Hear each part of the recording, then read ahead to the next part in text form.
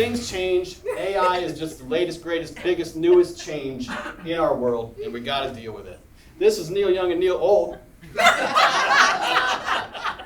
Something changed in his face. Happens to all of us. Even pain changes as we age, right? When you're young and you wake up in pain, you're like, what'd I do last night? Oh, that's what it was. When you're old and you wake up in pain, you're like, I didn't do anything last night. And things are changing with style too, right? Like if you look for a picture of your grandma as a young woman right now, you're going to see something like this. If you look, what's going to happen in 2090? 2090, you look for a picture of your grandma as a young woman, you're going to see this. And it's going to confuse your kids. They're going to be like, Mom, why is grandma a dog? Am I going to be a dog? Innovation. So we know what this is, right? It's working really hard now so we can be really lazy later. Innovation. Self-driving cars, for example. One day we're going to be able to lay back and just let the car drive us wherever we want to go. We're getting close.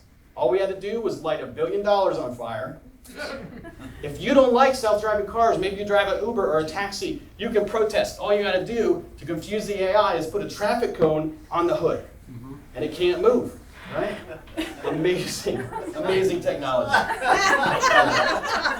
So, let's look at the history of innovation. Now, some of the pictures in this presentation I made with ChatGPT, and you'll see some strange things about them, right? For example, we start out here in 1990, and then we progress forward to 1028. Very good job, ChatGPT. We have no pants or clothes at all here in 1990. In the future, we're only going to have shirts. No pants. It's my favorite attire, but I couldn't do it tonight, just out of respect. Also, we're descended from, like, owl people, evidently. I don't know. ChatGPT can be weird. So what happened? The history of innovation, right? At one point, a caveman said, tired of pushing square rocks, I'm going to invent the wheel, get the ground to help, right?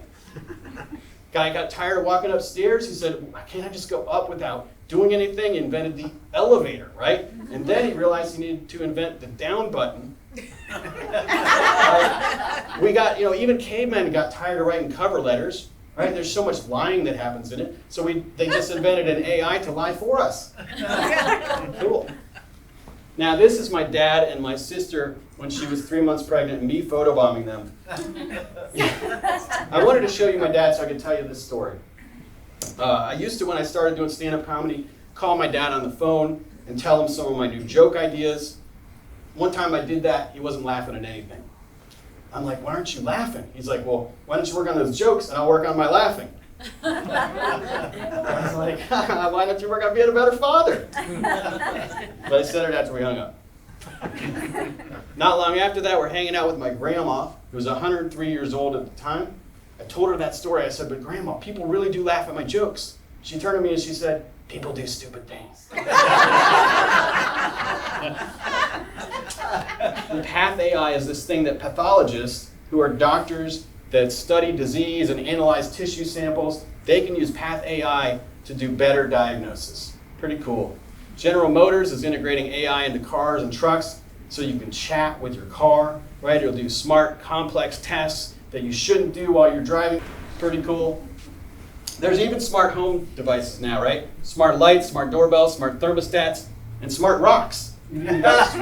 Smart rocks, I'm serious. Like if they need to optimize the ground, and to do it they need to roll 2 inches to the left, they can do it. Pretty cool. I mean, I don't know how to optimize the ground, so I'm assuming that's what they need to do, right? So we got the smart rocks, and then I got a text from the rocks. They said, look at us. I was like, okay, I'm looking. Are you doing something? They're like, nope, made you look. All right, let's use some specific AI training examples. When you go back and look at what they train people AI on, they initially trained it on Instagram, and it became an artist.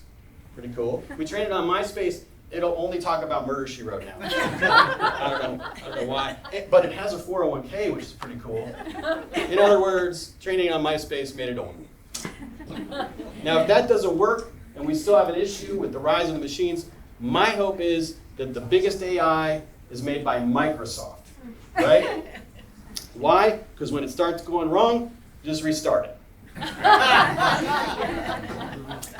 And if that doesn't work, and we're facing these military AI robot machines, simple solution, put a traffic cone on it. Solved.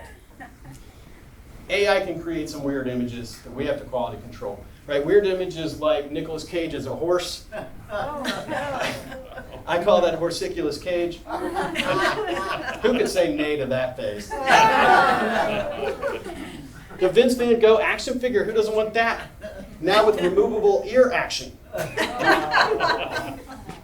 And Darth Vader in a swimsuit.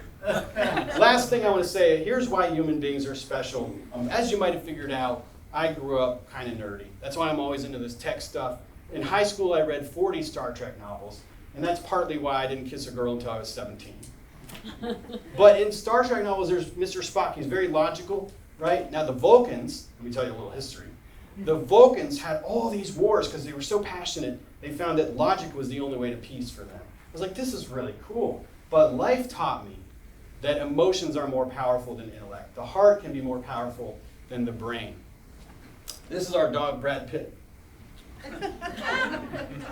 Thought it'd be funny to name him that because he was so good looking. But then the joke was on me because now Brad Pitt's hanging out with my wife. Brad Pitt's kissing my wife, right? But he was a great dog, so we became friends. I still don't think it's cool to teach your dog to shake hands because they have no idea what they're agreeing to. Like my dog's car payment is ridiculous. But dogs, other pets, we connect with them emotionally. And it's really powerful. We have really great relationships, very important relationships with pets, right? And so to illustrate that, like the people in your life that affect you emotionally versus the ones that are just all logical, who's more powerful, right? The people in life and business that are just intellectual, they're bringing a knife to a gunfight. You can't outsmart emotion. Have you ever been in an argument with your spouse or your significant other, but you're right, you've never been more right, you got facts, charts, graphs, research, but they're crying. Who wins? They do. And why is your husband crying? You can't outsmart emotion.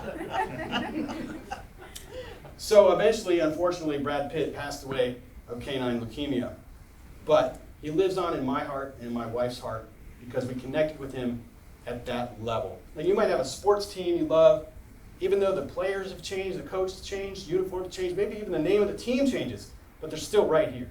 So if we want more and want to be more in an AI world, what we got to do is go for the heart. Thank you very much.